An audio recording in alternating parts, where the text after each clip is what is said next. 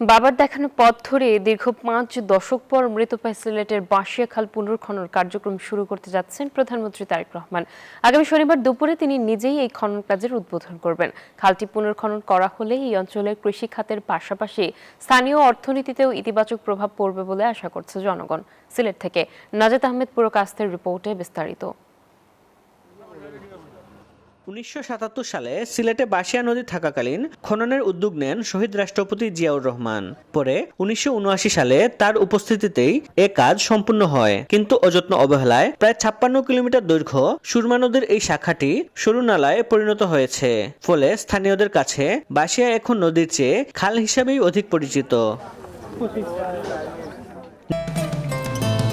Bashundhara tissue, অশুদ্ধতার বিরুদ্ধে এক বিন্দুও ছাড় নয়।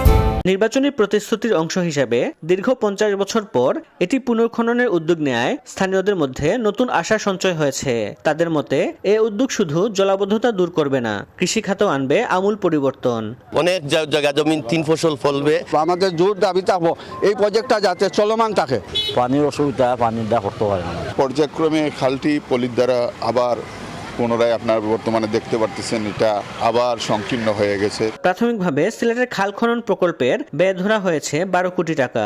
৪০.৫ কিলোর মধ্যে ২৩.২৫ কিলোমিটার খননে ধরা আছে, আর বাকি যে অংশটুকু সেটুকুর পানি ধারণ ক্ষমতা অলরেডি আছে, তাই যে অংশগুলো শুকনো এবং পানি ধারণ ক্ষমতা নাই সেই অংশগুলোই শুধু খনন করা হবে। এই খনন কাজের আসলে টেন্ডারটা এখন ইভ্যালুয়েশন পর্যায়ে রয়েছে, কিন্তু এস্টিমেটেড কস্ট ছিল ১২ কোটি টাকা। সিলেট বিভাগের ছড়া ও খাল খননের পাশাপাশি এসব প্রকল্পে দুর্নীতি প্রতিরোধে কঠোর অবস্থান নেওয়া হবে বলে জানান পানি সম্পদ প্রতিমন্ত্রী। আমরা দুর্নীতি ক্ষেত্রে জিরো টলারেন্স রাখবো এবং ওই খাল খনন করে ওই মাটি নদীর পাড়ে আমরা ওই পাড়ে ফেলবো না। সেই খাল আমরা দূরবর্তী কোনো স্থানে আমরা নিয়ে যাওয়ার ব্যবস্থা করব। খালটি পুনর্খনন করা হলে এই অঞ্চলের প্রায় ৮০,০০০ কৃষক উপকৃত হবেন। উপকারভোগী কৃষক হবে লাখের কাছাকাছি, প্রায় ৯০,০০০-এর মতো। ২০,০০০ হেক্টর জমিতে একটা বাড়তি ফসলের সুযোগ তৈরি হবে এই শুকনো মৌসুমের সেচের কারণে। সংশ্লিষ্টদের মতে খালটি পুনর্খনন সম্পন্ন হলে অন্তত ২০,০০০ হেক্টর জমিতে অতিরিক্ত ফসল উৎপাদন সম্ভব হবে।